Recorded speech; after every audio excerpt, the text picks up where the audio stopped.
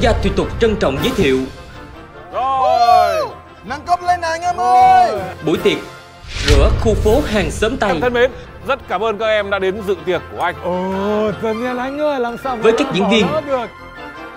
Cù Trọng Xoay trong vai tổ trưởng khu phố, Pikachu trong vai đồng hồ, Lona Kiều Loan trong vai hoa hậu khu phố, Trời đất ơi, Ha Du Won trong vai bà hàng xóm khó tính và các diễn viên phó thường dân. Buổi tiệc trân trọng bắt đầu. Ui, quá ngon. Rồi, bây giờ đến phần tuyên bố lý do. Trước tiên là xin cảm ơn các em đã đến tham dự bữa tiệc của anh. Mặc dù anh biết là các món đây đều do các em mang đến góp, do các em mang đến góp.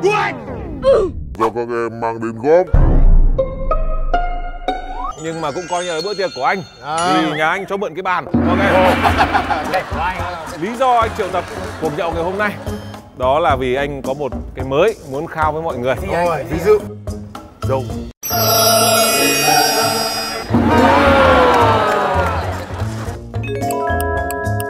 Anh quyết định là để sẽ hơi dài một chút, khoảng 30mm. Đấy sẽ là kiểu dâu mới của anh. Và đã là mới là phải rửa.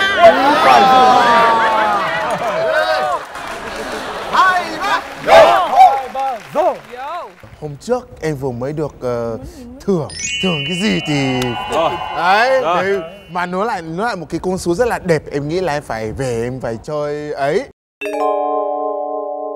Tuy nhiên là bên cạnh đó em cũng thấy là anh em mình có một cái gì đó nó giống nhau. Anh em mình thấy không? Dép mới. Rửa. Có cái gì mới là phải rửa hết. Ê, thêm một người nữa. Ôi trời ơi, anh ơi, đến muộn kìa. Sao lại đến muộn? Đây, cộng phải chỉnh trang trang phục. Thế à? Lona thân mến, bữa tiệc này là do anh khao dâu mới. Hai bạn này là sếp mới. Quá nổi luôn. Màu này rất là xịn. Em có cái gì mới không? Em có người yêu mới rồi.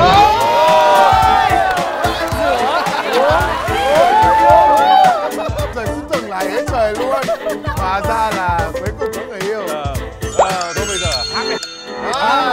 Đến giờ Hai anh em mình cùng làm một bài song ca nhé. On mic. Bây giờ mình hát, mình là nam với nữ và mình đang uống rượu, đúng không? Thì mình phải hát cái bài hát Đêm Sai. Khi đôi môi em còn đơm em muốn nói em yêu ai. Hay quá. Khi bên em còn trong hơi thở lại gần hôn anh đi. Hôn hai ba rồi hai ba. Em ơi, vào đây uống. phải thêm bạn mới vui. Ôi, Em gì ấy? Anh ơi, anh nhầm à? Kia là đồng hồ đấy anh ạ. Đồng hồ cũng nhậu. Đồng hồ nữa. Đồng hồ ấy. Bà đang nhậu đồng hồ ấy. ai cái gì cũng nhậu. Bà Luna hôm nay bà khao gì không? Có gì mới không? Đi rửa. Quá là nhiều cái mới. Mới vừa qua sinh nhật em, cái em được tặng một con mèo mới. Rửa mèo. Đằng nào Cuộc cũng phải sống dô. mà. Quan trọng là lý do. Anh nhé, tôi đã từng nghe. Vào đây hát cùng nhau đi. Đồng hồ. Anh ơi, đồng hồ này là bị hỏng pin hay sao ấy? Anh nói thế em không say. Không, anh em không không bảo say. em say. Anh thì nói là anh. Trời đất ơi! Ôi! Rất cảm ơn. Không ngủ được, bây giờ là mấy giờ rồi? Ngủ làm gì? Uống đi em. Còn Uống sớm đi. mà chị. Hàng xóm nhà anh. Hàng xóm nhà anh. Trời, anh ơi, ngày mai em phải đi làm việc sớm nữa. 5 giờ sáng nay phải dậy rồi, mà tới bây giờ mà còn ngủ nào như vậy thì em làm sao mà ngủ? 5 giờ sáng phải dậy rồi. Lại vô chứ. 5 giờ sáng rồi. Này, gọi Thành ra đây nhậu luôn anh. Thêm người thêm vui có gì đâu, thêm bát thêm nữa không quan trọng. Đi rồi để cho tôi ngủ coi.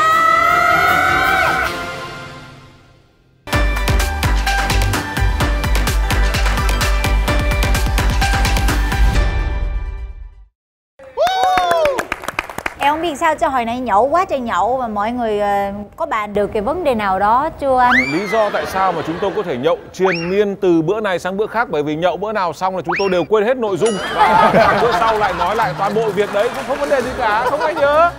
Em nghĩ là lúc mà bạn nhậu á, thì người ta sẽ bàn một cái vấn đề nào đó và mọi người sẽ thấu hiểu hơn. Đấy là em cảm giác vậy thôi. Chứ còn bọn anh lúc ấy rất thấu hiểu, nhưng không hiểu sao lúc tỉnh rượu thì bọn anh lại không nhớ gì, hôm nay thấu hiểu cái gì. Mà đau khổ nhất là cái trò nhậu xong lưu số điện thoại, xong là hôm sau có ông không say lắm, ông gọi lại mình số nào nhỉ? Nghe xong giới thiệu là thấy căng thẳng lắm. Đấy, nhưng mà bây giờ thì chúng ta phải giới thiệu các thành viên trong gia đình ngày hôm nay. Đầu tiên là chúng tôi sẽ giới thiệu khách mời của chương trình, Á hậu ca sĩ Lona. Chào mừng em đến với gia đình. Lúc nãy là nhậu nhẹt làm quen rồi đúng không? Dạ. Còn nhớ bọn anh không? Dạ may quá em cũng vừa thôi, đô em vừa. Dạ. Vâng, và còn các thành viên trong gia đình của chúng tôi thì đều là những gương mặt đã rất là quen thuộc với mọi người rồi. Elina, giới thiệu luôn, đây là nữ hoàng nhậu. Nữ hoàng với mọi người. Ngày xưa chưa có người, anh chưa biết một người Nga nào mà không biết uống rượu mà lại uống ít cả. Đúng rồi. Ngày xưa thời đỉnh cao em uống độ khoảng bao nhiêu lít?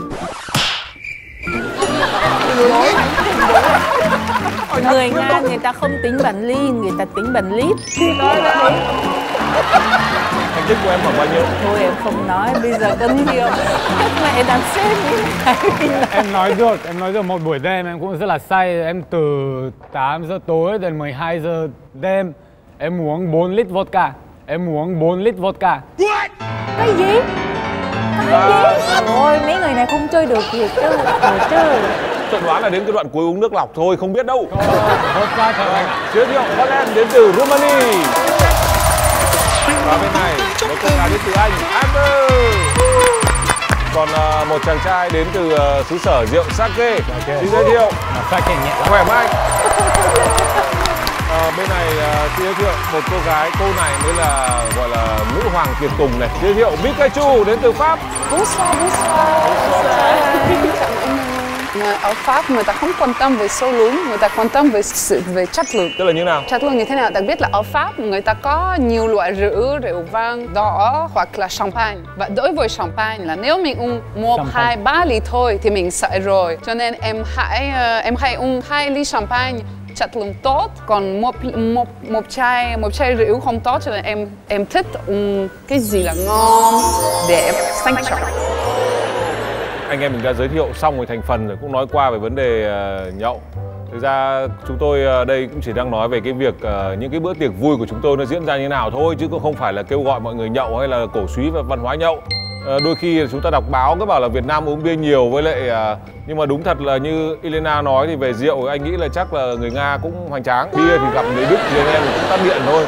Thế nhưng mà bây giờ anh em mình thử miêu tả cái bữa tiệc ở nước của em mà thấy vui thì nó phải như thế nào? Nào, Elena, có hát hò không? Có, nhưng mà ở bên Nga nó không có kiểu là hát karaoke giống ở Việt Nam. Nhưng mà mỗi người là sẽ là cũng bây giờ thì khác. Nhưng ngày xưa cái thời mà em ở bên Nga là cái thời xa xưa đó, là lúc đó là người ta tổ chức ở nhà, người ta cảm thấy là nó ấm cúng hơn, với cả nó không bị nguy hiểm.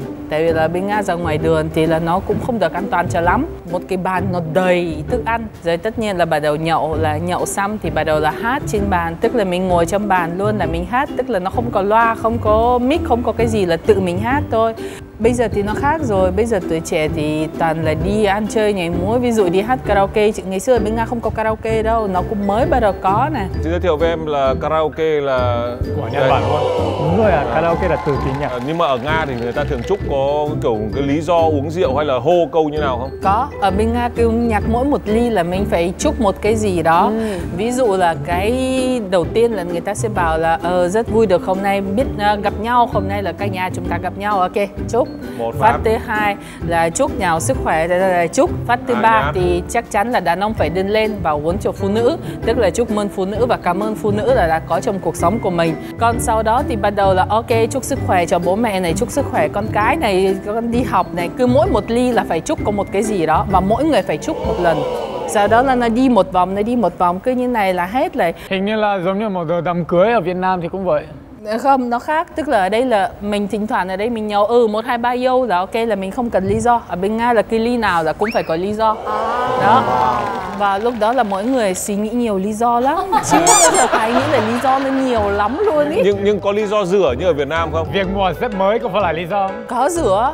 Nhưng mà ít khi rửa người yêu hoặc là cái gì đó, toàn là đúng là rửa. Nhưng mà rửa xe là người ta rửa từng lớp để uống cho nó nhiều. Ví dụ là rửa lớp trước này của xe này, lớp sau của xe. Lốp xe, xong rồi rửa gương rồi rửa đấy để cho nó nhiều lý do để người Nga nhậu lâu. Rửa từng bộ phận luôn. Đấy, đúng rồi. Hóa ra là anh em mình dùng một cách hơi bị hại sức khỏe để chúc sức khỏe, nghe cũng buồn cười nhỉ. Còn ở Anh như nào, em có bao giờ gọi là tổ chức một bữa tiệc mà về nhà chứ mời tất cả thậm chí những người mà em không quen ấy? Người Anh rất là thích uống. Từ lúc mà mình bước vào trong cái buổi tiệc này là mình sẽ có một người đưa một ly gì đó vào trong tay mình rồi. Và thường là mình sẽ có một cái bàn. Và cái bàn này chỉ đặt tất cả những chai rượu mạnh. Mọi người cứ tự nhiên, mọi người đến thì cứ uống cho đến khi ngã thôi. Thì lâu lâu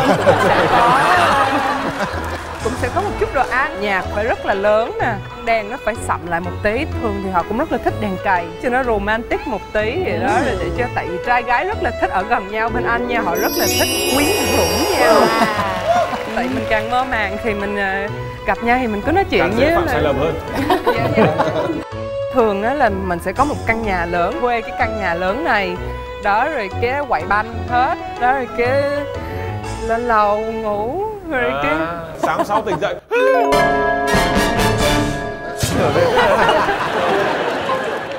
Bạn là ai? Còn ở Pháp nào, Pháp có vẻ quý tộc hơn đúng không? Ở Pháp người ta rất thích là chia sẻ tất cả phần. Có một phần đầu tiên là mọi người gặp nhau ăn canapé, ăn cái gì nhỏ nhỏ, chỉ uống một ly hay là 2 ly thôi. Còn tiếp theo mình sẽ ngồi ở trên cái bàn, mình sẽ có starter. Và cái starter này cũng phải hợp với rượu vang. Còn tiếp theo là một món đầu tiên cũng phải phù hợp với rượu. Ở giữa mình sẽ có một cái break time, mình cũng ăn kem để đồ ăn đi xuống. Sau đó mình tiếp tục ăn phô mai này, ăn salad này cũng với rượu. Và cuối cùng là món tráng miên, uống champagne. Và cuối cùng cũng có cà phê. Người Pháp rất thích bắt đầu sớm và uống và ăn, nói chuyện, vừa ăn vừa nói chuyện, đôi khi nhảy. Nhưng mà điều quan trọng nhất là tận hưởng ẩm thực, tận hưởng rượu và phải có một cái nơi đẹp, sang trọng. Đây là kiểu nhậu kiểu sành điệu đấy. Anh em mình gọi là nhậu sành điệu đấy. Phép thì phải như vậy. Rất là quý tộc. Bữa tiệc của một Á hậu thì sẽ như thế nào? Em có hay đi dự những bữa tiệc mà vui nổ trời nhưng không được vui lắm không? Tức là theo kiểu là vẫn phải giữ gìn hình ảnh ấy. Em nói nhỏ nha, có nhiều lắm. Có nhiều lắm. Tại vì cái mặc định của em trong đầu là định nghĩa của một buổi tiệc vui là em nghĩ là chỉ cần có những người thân của em cảm thấy thoải mái để em muốn điên, muốn làm khùng làm điên gì trong đó cũng được. Nhưng mà cái vấn đề là nó chỉ nằm ở trong cái gia đình của em thôi. Nhưng mà chưa bao giờ được hiện nguyên hình tại vì mẹ em là giáo viên. Rồi xong. Còn một bữa tiệc của Rumani, mỗi tiệc vui nó sẽ như thế nào? Ví dụ em tổ chức, mình sẽ mời bạn bè vào nhà của mình mà có đồ ăn và đồ uống và người ta vừa ăn vừa uống. Hoặc là nếu mà ở quê chẳng hạn thì sẽ có giống như ở Việt Nam một bàn với đầy đủ đồ ăn.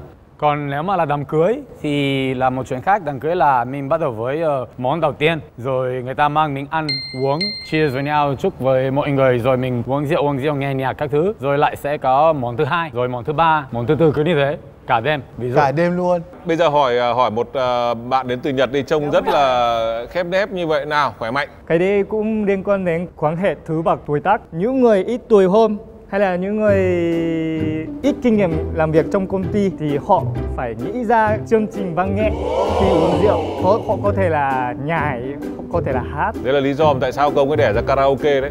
Vâng, em nghĩ là căn bản thì người Nhật đa số người không uống bia rượu rồi lắm. Nếu mà ban đêm đi ra thành phố thì chúng ta có thể thấy được rất nhiều người nằm trên đường. Đó, anh có một lần đi khoảng 11 giờ đêm mình về, thấy ở ngoài ga tàu điện nằm la liệt lên tàu cũng say, nhiều người Nhật uống. Ở trong anime, mà ai xem anime thì cũng thấy. Nhưng mà ở bên Nhật có một quan điểm ấy là nếu như một người đàn ông đi làm việc ấy mà đến lúc chiều về mà không có ai mời uống rượu cùng để bàn bạc công việc ấy thì có vẻ như đấy là một cái sự nghiệp không được thành công. Nên là có rất nhiều ông làm ở văn phòng ấy là tự góp tiền đi nhậu, nhưng cốt làm sao đến 9 giờ về để cho ra vẻ là cũng có mối quan hệ làm ăn, để vợ con còn có gọi là sự tin tưởng xíu, tự hào. Nhưng anh cũng có một lần anh ngồi ngắm một gia đình người Nhật nhậu ấy, thì người đàn ông căng thẳng lắm. Anh bảo mẹ nhậu sao mặt căng thẳng thế nhỉ? Trong khi bên này thì mấy ông lã đà, rồi mấy ông Việt Nam ngồi mình lã đà. Đúng Nhật. Bên Nhật là nhậu nghiêm chỉnh thế à? Không ạ, bởi vì em khi mà em đi uống rượu với các bạn kiểu cùng lứa bằng tuổi tuổi thì rất là sôi nổi như người Việt Nam ạ. Việt Nam thế là được rồi, em về đây là nhập gia tùy tục. Đầu tiên là cái việc là ai uống ấy tự rót, ở bên Việt Nam gọi là ôm chai ấy. Vâng. Em biết cái đấy không? Cái chai. Không phải là ôm con trai, không phải là ôm một bạn trai, ôm một chai rượu. Nhưng đại khái là bên Nhật là ai uống ấy thì là phải đợi người đối diện rót. Đấy ví dụ thôi, nhưng cái phần này không được lấy nên em không phải lo. Bữa tiệc của Nigeria như nào? Vì làm anh cứ có sự kiện nào ở Nigeria thì kiểu gì nó phải có một cái sân khấu cho mọi người nhảy. Trên sân khấu đó thì sẽ có vài người sẽ lấy cục tiền và sẽ kiểu phát. Ui, lại ngày nào tiệc nào cũng thế. Mệnh giá có to không? Hẳn là 500.000 đồng luôn. Thậm chí là họ đã sản xuất một cái súng bán tiền luôn. Mọi người sẽ tập trung vào cái việc nhảy nhiều hơn. Anh phải biết là khi mà anh nghe tới châu Phi hay là anh nghe tới âm nhạc và nhảy, kể cả là ở nhà thờ thì nó sẽ có những cái quãng thời gian mà mọi người đều phải kiểu nhảy tưng bừng với nhau trong nhà thờ luôn.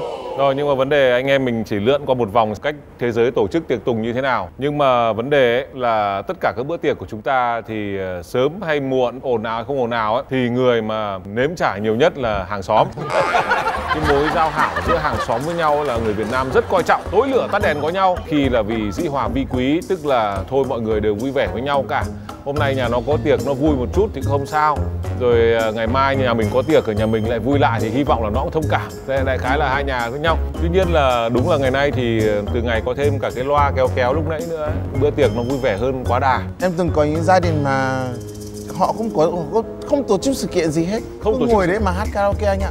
Tức là không cần có sự kiện vẫn cứ hát. Có sự kiện đêm nào cũng thế, khó chịu kinh khủng anh ạ. Mà họ lại không có cái cách âm hoặc cách gì cả, mà lại hát dở nữa chứ. Em nếu mà hàng xóm cũng sẽ biết em là ai. Nếu mà chị đang xem thì chị vui lòng chị rút kinh nghiệm cho em cả. Đến bây giờ vẫn chưa dừng lại đâu anh ạ. Vâng. Thế bây giờ nhờ mọi người vote một câu.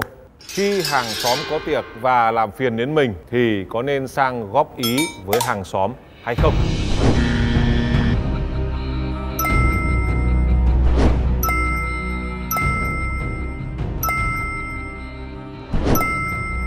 Tất nhiên Harry One thì vote như thế.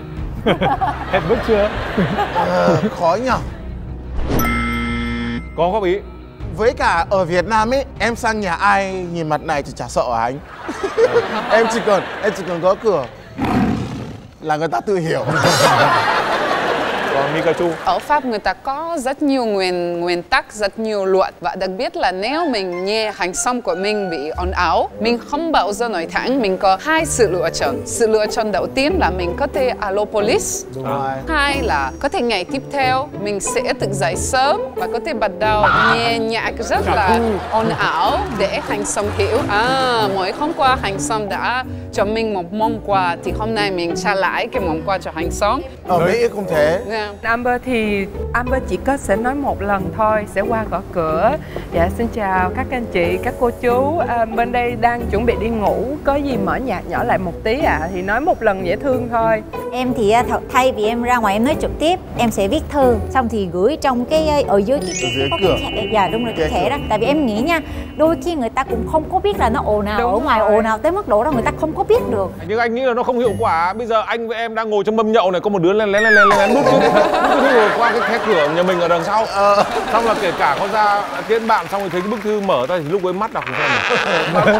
Với lại nhà em cũng đã từng nhận cái thư như vậy thì em cảm thấy là đây không phải là nhà em là đã làm 2 cái cửa. Em biết là nhà em ồn, khi mà mọi người tới người ta bàn tán hát karaoke này nọ thì em làm 2 cái cửa rồi làm lớp ở dưới tầng á, của mỗi người thì làm một cái sàn vậy thôi, còn em thì phải tăng lên 10 cm nữa. Wow. Đôi khi thì nó ảnh hưởng tới phía trên thì mình cũng đâu có biết đâu. Em tưởng là ở phía trên thì không có nghe nhưng mà phía trên có nghe thiệt. Có nghe được. Đó. Và cuối cùng thì mấy cô chú đó cũng có gửi thư thì trời ơi, tụi em nhận xong là cảm thấy rất là áy náy và em cảm thấy rất là có lỗi và em muốn hợp tác. Thay vì là tại sao lại là trời ơi lâu lâu vui vậy mà làm kiếm chuyện thì em không có nghĩ vậy luôn. Cho xin hỏi là anh đã sống ở Việt Nam lâu như vậy rồi thì anh đã quen với cái văn hóa đó ở Việt Nam chưa? Công an ở Việt Nam thì thật sự cũng ráng chịu thôi. Ông lên group dân cư. Bây giờ kiểu gì group dân cư chả có Zalo hay là Facebook. Đúng rồi. Hay có cái group. Nhưng mà không, anh ơi, công an đến mà. Gọi tổ trưởng tổ dân phố. Đúng rồi. Mấy cái này thì em không biết, em không có chơi mấy cái đó. Đấy, em có khi mà em đã quyết định em ở chung cư á là em mong muốn có cái sự trật tự an toàn, cho nên là em đã cái đầu tiên em tìm đó là em cho vào trong cái group của chung cư. Xong dạ có, mỗi chung cư đều có, tại vì em cũng bị một lần rồi. Xong cái mọi người báo là em ơi coi cửa, em nín ở trong nhà 5 phút em không dám mở, xong rồi em tắt nhạc liền, em đi ngủ rồi. Xong cái tự nhiên cái mà bảo vệ vẫn bấm chuông kiên nhẫn, 2 anh bảo vệ lận, ban đầu là 1 anh, sau em mở cửa hét ra 2 anh, em ra em xin lỗi em đang làm nhạc. Xong cái anh mới kêu thôi em ký vào trong này đi, hàng xóm nói complain vậy đó. Em mới kêu dạ thôi em xin lỗi, thôi em không dám nữa, cho nên là em cũng sẽ ứng xử như vậy đối với mọi người. Thế bị ký xong thì có bị phạt gì không? Cũng may là em nghĩ là cái ồn của em nó cũng có chút ác, cho nên là cũng được tha thứ. Dạ. Em thì cũng có 2 bảo vệ tới gõ cửa, sau đó thì em mở cửa, ủa chuyện gì ạ? Nghe nói là 2 vợ chồng gây lộn đánh đập này nọ. Thì nhà em thì lúc đó 2 vợ chồng tập boxing anh. Lúc đó em ngại quá, không, anh chị đang tập boxing chứ không có cái gì hết. Đấy là anh em ở thành phố, ở chung cư hay bị vậy, còn ở dưới quê anh em mà đi dự đám cưới hay là đám ma ấy thì bao giờ việc đầu tiên là có một cái loa bằng thép ấy, mà loa nén ấy, nó vọng rất xa luôn, âm thanh nó vang rất xa. Cái loa phường hay để đúng rồi, sẽ được treo lên ngọn cau, livestream trực tiếp, phát thanh trực tiếp phần hát đám ma và nhạc đám ma từ đấy đến khoảng 11 giờ đêm. Có nhiều khi ấy là thi thoảng anh Thùy Giang hỏi là thôi bây giờ mình tắt cái loa đi, bây giờ mình hát nho nhỏ này, khóc nho nhỏ thế được không? Mọi người bảo ôi thoải mái đi, đằng nào trong cái khu này kiểu gì nhà nào chả có người chết, đến lượt nhà nó lại thế thôi. Nên là thôi thì bây giờ nhà mình có việc buồn thì mình cứ lo việc đấy. Thế thì buồn hay được, bọn anh gọi là cái tiệc gọi là đám cưới đám ma làm nhà bốc mộ, nói chung là tiệc gì có loa ở trên đấy. Nhưng mà cho em hỏi là tại sao là đám ma Việt Nam lại là phải bật nhạc lớn như vậy? Thì mình buồn ấy. Buồn thì thì phải cho người khác biết chứ. Vì ở trong một cái làng như này thì rất là rộng. Bây giờ mà chỉ cần em nghe thấy tiếng thổi kèn đám ma tò tí te ở đâu đấy là mọi người bảo ô nhà ai có người mất rồi nhỉ. Thế xong bắt đầu mới dò hỏi, tại vì đám ma thì là người ta không mời như đám cưới. Đám cưới thì em đến tận nơi em đưa thiếp thì người ta đến. Còn đám ma là mọi người sẽ nghe thấy cái dấu hiệu đấy để mọi người đến viếng. Ở miền Bắc thì người ta chỉ là bật nhạc thôi, nhưng mà ở miền Nam người ta cả hát nữa ấy, thì tại sao người ta hát nữa? Ngoài Bắc cũng có những ngôi sao chuyên khóc thuê ở trong đám ma nhá. Có một bác ấy chuyên khóc thuê nhá, thì bác ấy chơi nhạc cụ luôn, xung quanh cũng có ban nhạc sống luôn của bác ấy. Nhưng mà ban này là dàn bát âm chứ không phải là dàn hiện đại. Sau đó là có một cái đĩa để tiền cộng với lại cái giấy để order ấy. Ví dụ như là mình order là cháu nội khóc ông thì là bác ấy sẽ hát bài dành cho cháu nội khóc ông 20k. Còn nếu như là con dâu về khóc bố kiểu thế lại đặt vào đây, bác lại nhìn thì bác lại chọn một bài con dâu khóc bố lâm ly bi đát, đến mức mà chính cái người con dâu cũng bàng hoàng bởi liệu mình có hay như cái bài hát này không. Thế nhưng mà họ chuẩn bị cái bài hát rất kỹ và rất đông bà con đến để xem người khóc thuê đấy. Nhưng đấy là ngoài Bắc, còn trong Nam thì tương bừng hơn. Em rất là thắc mắc là vì sao người Việt Nam thì hay gì cũng kiểu thích tổ chức tại nhà hay là tại nhà đó, cưới này, đám ma này. Bởi vì kiện Việt Nam mà đến quán karaoke thì nó phải có sự kiện gì đấy. Ví dụ như em họp công ty xong em đi thêm tăng nữa thì đi karaoke. Chứ còn ở nhà là gì? Gia đình nấu xong nồi cơm. Năm nào vào hôm nay là lại gánh mẹ phát nữa này. Dọn cơm ăn xong rồi xỉa răng lại làm phát tình cha. Đấy, nói chung là thoải mái thì nó tiện hơn. Ủa vậy thì Nhật Bản thì lúc mà đám tang thì đám tang ở đâu? Đám tang thì cũng có một kiểu nơi dành cho đám tang. Đám tang riêng. Em rất tò mò tiếp các quốc gia của anh chị là như thế nào? Ở Anh á, thì họ ít khi tổ chức ở nhà hơn, họ thích đi ra ngoài. Đám ma thì nhà thờ, dạ. Đám cưới cũng nhà thờ luôn, nhưng mà thường á, nó trong nhà thờ để mà có cái buổi, cái ceremony đó thôi. Cái lễ đấy. Cái lễ đó thôi, nhưng mà rồi sau khi đó là mình sẽ dọn ra một cái quán ăn, hay là đám cưới á, thì sẽ có một cái lều rất là lớn, thường là bãi cỏ. Thường là họ sẽ ra ngoài những cái vùng mà nó quê ở xung quanh London, cho nên có cỏ và thiên nhiên hơn một tí, rồi hồ này kia nọ để mà họ lấy không khí. Giống như người Anh họ rất là thích quyến rũ nhau, cho nên họ thích đi disappear trong những buổi tay. Ở bên Nga thì đám cưới thì chắc chắn là tổ chức ở quán. Cưới ở bên Nga nó nhỏ hơn đám cưới ở Việt Nam rất là nhiều. Và gia đình là gia đình gần nhất. Về cả chơi với nhau kiểu thân nhất. 50 người là đây là gọi là rất là nhiều rồi đấy. Mình tổ chức đám cưới ở đây 300 người, người ta còn bảo ô sao ít thế? Đúng rồi. Khiếp không mời ai à? Mình bảo chỉ 300 người. Có 30 mâm chứ mấy. Đó, có 30 mâm thôi. Người ta còn bảo khiếp ở Việt Nam 20 mấy năm mà có 30 mâm thôi. Để anh nhớ xem đám cưới của anh là bao nhiêu mâm nhỉ? Anh nhớ là phải tổ chức ở 2 tầng luôn đấy. Đám cưới thế mới vui chứ không mời người ta lại trách. Đến đám ma của Nigeria thì có lẽ là em mà kể câu chuyện này thì mọi người sẽ cảm thấy rất là lạ. Ở Nigeria thì đám ma nhất là cho những người lớn tuổi thì nó vui lắm. Vui. Rồi để anh chị có thể tưởng tượng tốt hơn thì có thể là em sẽ cho anh chị xem một cái đoạn clip. Đó.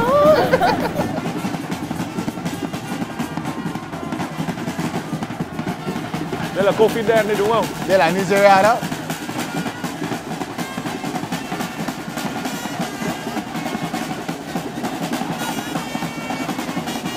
Cái này từ lâu rồi hay là mới đây có? Cái này chắc là từ lâu rồi, nhưng mà nó vẫn thế.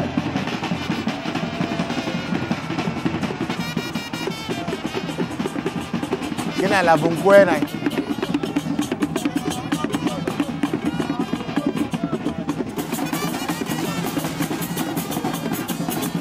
Đó, nó sẽ tưởng tượng là nó sẽ như thế.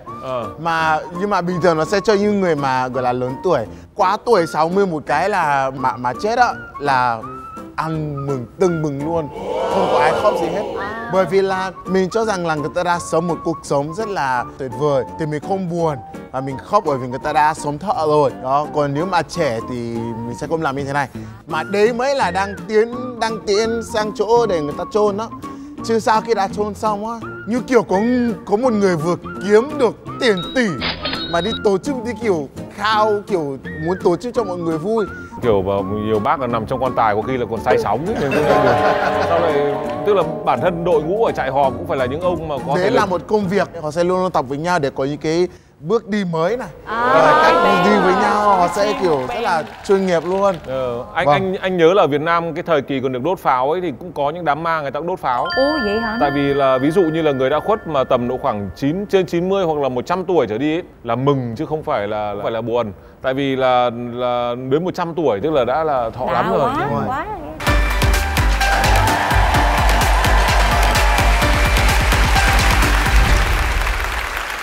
Bây giờ anh em mình sang một phần nữa. Sau đây ban tổ chức sẽ phát cho mỗi người một cái bảng. Các em ngồi liệt kê ra những cái bữa tiệc, các loại tiệc ở đất nước mình. Xem cố gắng nhớ xem em có nhớ được là tổng cộng có bao nhiêu loại tiệc ở nước mình để dẫn đến để tiệc tùng. Không vui được. Không vui khó. Ở Nga 365 ngày là đều có tiệc. Những cái bữa tiệc mà thường gia đình các thứ mà hay tổ chức ấy thì là những loại tiệc cái cớ là như thế nào? Thay vì chỉ là rửa xe, rửa điện thoại, rửa người yêu thì nay có tiệc sinh nhật không? Các lý do để tổ chức tiệc tùng ở các nước là gì? Em thấy ở Anh người ta hay có cái tiệc là chia tay độc thân ấy ạ. Em thích cái đó lắm luôn á. Dạ, có, viết xuống liền. Đám là dấu sắc, đám cưới cả hai đều là dấu sắc.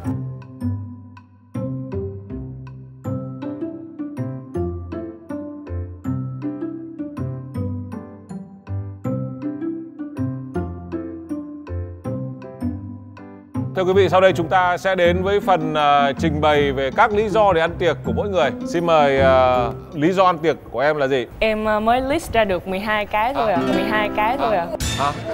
Còn 2 trang à? Tại vì em là quê ở miền Trung, thành ra đám cưới ở quê là hay có đãi ở nhà trai, xong rồi đãi ở nhà gái. Xong rồi ở dưới này em có một cái là rước dâu, là nhà trai sẽ đến nhà gái đến đúng giờ ăn xong thì nhà trai về, còn nhà gái ở lại vui với nhau. Có một cái là đỗ đại học. Đỗ đại học. Dạ, đỗ ở Việt Nam đỗ đại học là một việc rất là quan quan trọng. Dạ, có khi là tốt nghiệp đại học cũng chưa quan trọng bằng việc đỗ đại học. Cho nên là thường có với một cái là tất niên cho năm cũ và tân niên cho năm mới. Sau đó là mua nhà mới thì có tân gia. Rồi riêng em có một cái rất đặc biệt, đó chính là em đạt giải Á hậu thì ba má làm tiệc ở quê. Có cả tiệc đạt Á hậu nữa. Dạ đúng rồi. Còn lại cái lễ thôi nôi và đầy tháng là dành cho con nít thì là mọi người sẽ cúng ra một bàn rất là lớn và sau đó là mời tất cả bà con đến để chung vui. Đầy đủ 12 tháng. Cũng giống như người ta đám ma rồi đám cưới rồi tân gia rồi rửa đồ rửa chơi cái gì mua đồ mới thì ngày 14 tháng 2 thì Valentine Day cho nên con gái tặng cho đàn ông là những cái sô cô la. Rồi ngày 14 tháng 3 thì lại là đàn ông phải tặng quà ngược lại cho phụ nữ là một cái candy hay là gì đó. Còn ngày 14 của tháng 4 thì ngày đó là dành cho những người ăn mì đen. Tại vì ngày đó là ngày độc thân. Ngày độc thân thì người ta bị xui quá, người ta đi ăn mì đen để xả xui chẳng hạn.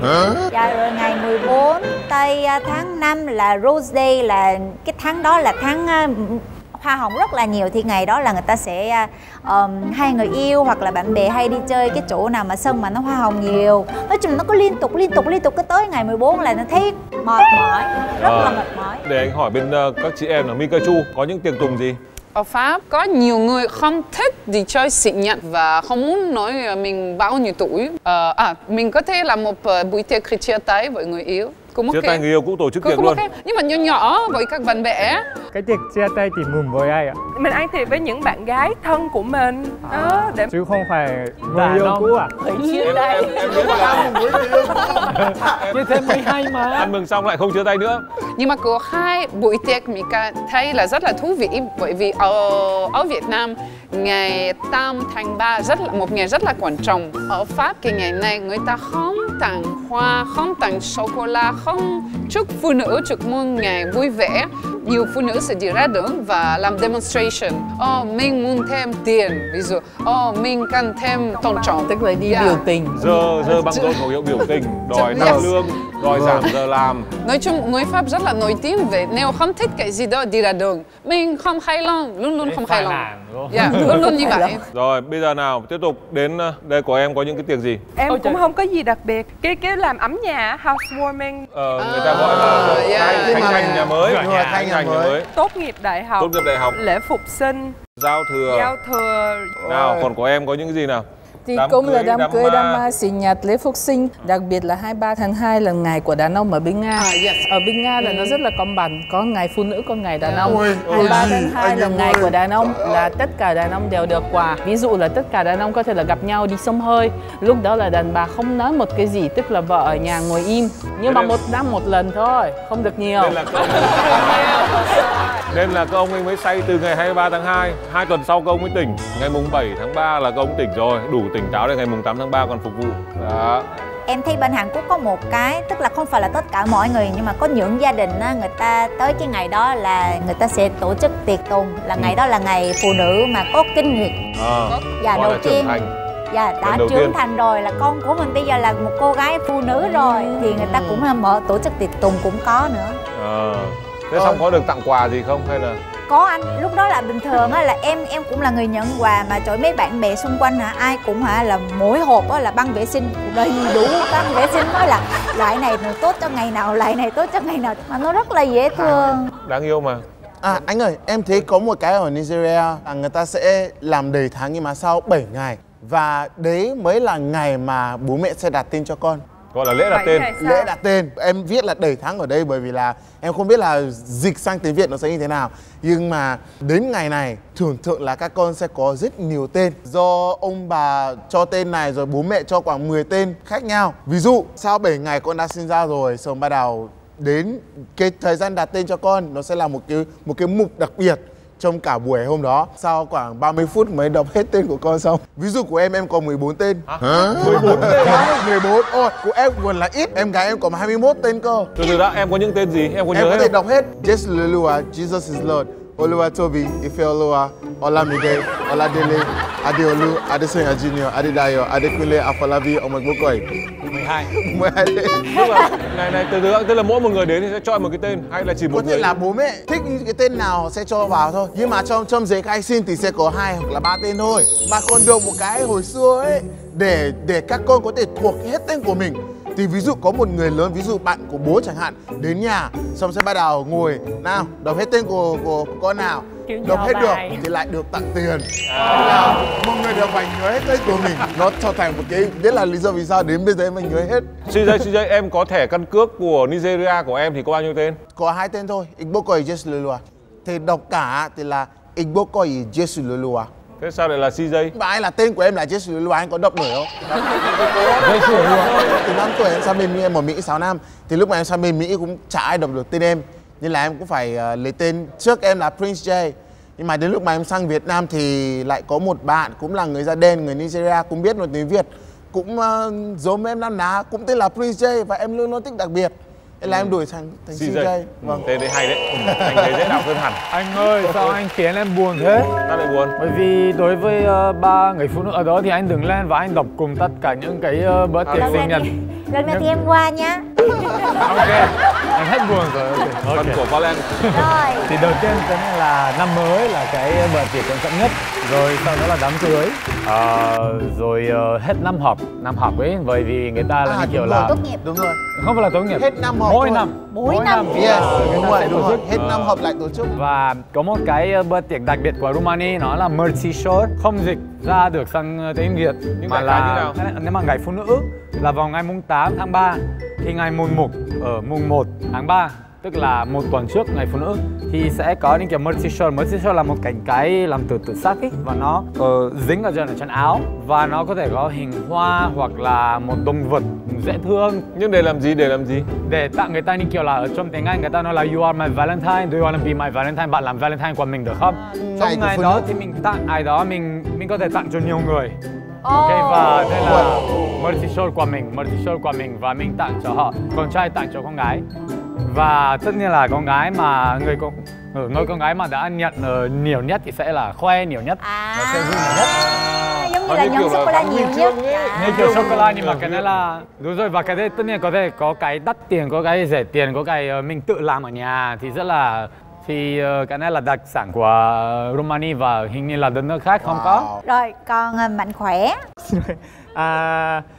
Tháng 1 thì sẽ có là tiệc gọi là tiệc trưởng thành. Tiệc trưởng thành. Vâng, đến 20 tuổi thì được coi là người đó đã trưởng thành và sẽ tham gia một kiểu sự kiện mà cái thành phố tổ chức. Vâng, tháng 4 thì là bởi vì tháng 4 là hoa anh đào Sakura Hoa sẽ nở. Vậy nên là mọi người đi ngắm Sakura, và dưới cây Sakura thì mọi người kiểu vừa xem hoa và vừa uống rượu. Vâng. Tháng 8 thì là có tiệc kiểu cúng tổ tiên. Tổ tiên. Rồi, anh hiểu rồi. Bây giờ đến 2 câu hỏi mà cái này yêu cầu mọi người phải chọn thật nhanh trong vòng 30 giây trên cái bảng của mọi người. Theo mọi người, đâu là bữa tiệc quan trọng nhất mà mọi người chắc chắn sẽ muốn dự trong toàn bộ các bữa tiệc đấy của mọi người? Với Valen đó là đám cưới, với khỏe mạnh thì đấy là Tết, với em thì là gì? Tân gia. Tân niên chứ, năm mới luôn á. Nhầm luôn hả? CJ. Em nghĩ là hơi kỳ nhưng mà đám cho thang. Cho em 2 bữa tiệc được chưa? Chọn 2 cái được chưa? Đám thang em chọn một cái thôi. Đám tang. Rồi, Harry em sẽ giữ em cũng là đám ma. Happy New Year. Cuối năm, đám cưới, em là gì? Con đỗ đại học. Nhưng mà thế thì mình chỉ được tổ chức được khoảng 1-2 lần thôi đúng không? Không, đây là gọi là cái tiệc nào mà mình thật sự muốn dự, là chắc chắn là mình muốn dự. Còn tất nhiên là tiệc nào mình chẳng muốn dự đấy. Rồi, ok. Bây giờ đến câu hỏi số 2. Mọi người thích điều gì nhất trong bữa tiệc của Việt Nam? Ok, em xin phép em nói. Mời em. Còn bữa tiệc của người Việt Nam em thích nhất điều là rất là thân thiện. Khi mà người Việt Nam vui thì là như kiểu em có cảm giác là người Việt Nam muốn vui với cả thế giới luôn. Đúng rồi. Không phân biệt giới tính, cái gì da hoặc là quốc tịch hay là bất cứ cái gì. Rất là hay, rất là vui, rất là ấm áp.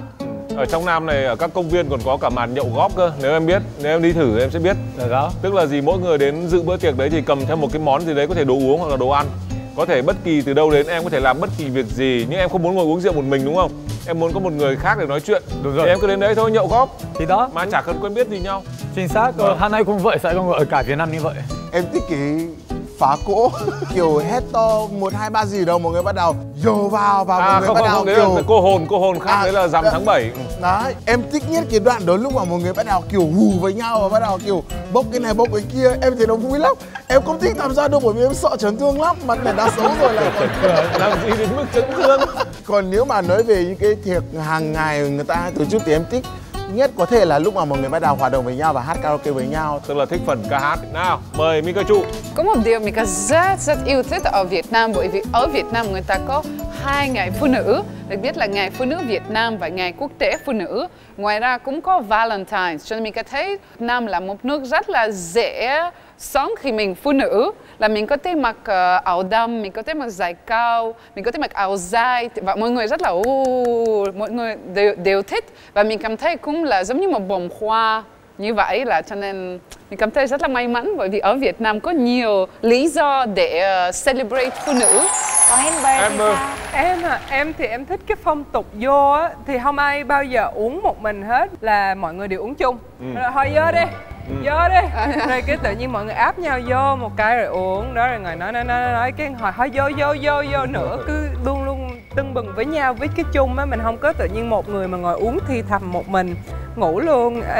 Em thích cái mà đấy uống là chung tính công bằng, tất cả đều phải uống như nhau để tránh hiện tượng say không đều. Em thấy người Việt Nam nha, khi mà người ta chơi rượu á thì giống như là muốn giết một người nào đó là người ta nguyên cái người á, người ta chơi từng ly á. Đúng rồi, chứ mời không riêng. phải là không mời riêng xong rồi một người chết kiểu vậy. Em cũng thấy rất là nhiều nên em sợ lắm. Em thích nhất cái gì ở trong bữa tiệc của Việt Nam? Ở trong miền quê ấy, thì là tất cả các bàn tiệc là rất là nói chung là có nhiều cơ hội để mà làm quen với nhau, không chỉ trong bàn, từ bàn này mời sang bàn khác như mình là một chủ tiệc thứ hai vậy đó, nhưng mà tất cả mọi người đều rất là dễ để hòa nhập. Còn anh mà thích nhất trong các bữa tiệc là thích câu chuyện, phần được trò chuyện. Kể cả nghe hay kể cả mình được nói, nhưng mà người ta ở Việt Nam có câu là rượu vào lời ra, tức là cứ uống rượu vào thì kiểu gì cũng dễ nói chuyện rồi nói nhiều. Ở Peru có một câu đến từ tiếng Latin là in vino veritas, in là trong, vino là rượu vang nhưng mà rượu nói chung, veritas là sự thật. Thế thì in vino veritas là in alcohol se rồi, tức là khi mà mình uống rượu thì mình sẽ nói sự thật. Thế thì em hơi nhầm, là vì thi thoảng một số ông mượn rượu để nói sự thật, nhưng mà sự thật lại không phải sự thật. Sự thật đây là có tính toán. Một cái là bó phết liền.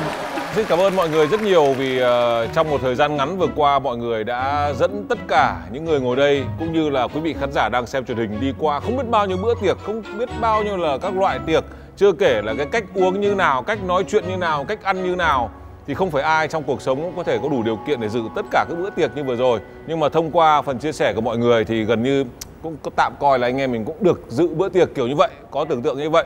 Còn với quý vị khán giả thì chúng tôi chỉ có một đôi lời nhắn nhủ, đó là đã là bữa tiệc, tất nhiên trừ tiệc đám ma thì phải nên vui vẻ. Mà vui vẻ thì hãy cố gắng làm sao để niềm vui nó được bền vững và niềm vui nó không đem lại nỗi buồn cho những người khác. Ví dụ như là đã đi dự tiệc mà có uống cồn thì tốt hết là không điều khiển phương tiện giao thông. Nếu như là nhà mình vui quá hay gây ồn quá thì phải làm 2 lớp cửa như nhà Harry Won, hoặc thậm chí là 3 lớp cũng được, để làm sao đấy để không làm phiền hàng xóm. Còn nếu như trong trường hợp nhà hàng xóm mà có làm ồn thì chúng ta có rất nhiều cách, nhưng thông thường là trên tinh thần là vui vẻ và thông cảm cho nhau. Vì làm sao để tất cả chúng ta cùng vui vẻ. Đây là thông điệp của bữa tiệc tùng ngày hôm nay. Cảm ơn cả nhà rất nhiều. Thưa quý vị, chương trình Nhập Gia Tùy Tục do Đài Truyền hình Việt Nam thực hiện đến đây xin phép được khép lại. Và hôm nay Harry cũng rất là muốn gửi lời cảm ơn đến Lona hôm nay đến với chương trình của mình. Và Lona cảm thấy như thế nào sau khi gặp gỡ với tất cả mọi người ở đây? Em nghĩ là lời đầu tiên thì em xin được cảm ơn chương trình Nhập Gia Tùy Tục đã cho em cơ hội được đến đây. Có thể là các anh chị đều lớn tuổi hơn em, nhưng mà em xin cảm ơn vì em có thể hiểu được nhiều hơn về văn hóa của tất cả mọi người. Và em cũng cảm thấy rất là hạnh phúc vì có thể nhận được cái sự quan sát cũng như là tình yêu của tất cả mọi người dành cho Việt Nam. Cảm ơn em. Còn bây giờ thì thưa quý vị, chúng tôi sẽ khép lại chương trình để cả nhóm chúng tôi còn đi tổ chức tiệc tùng. Xin chào và hẹn gặp lại.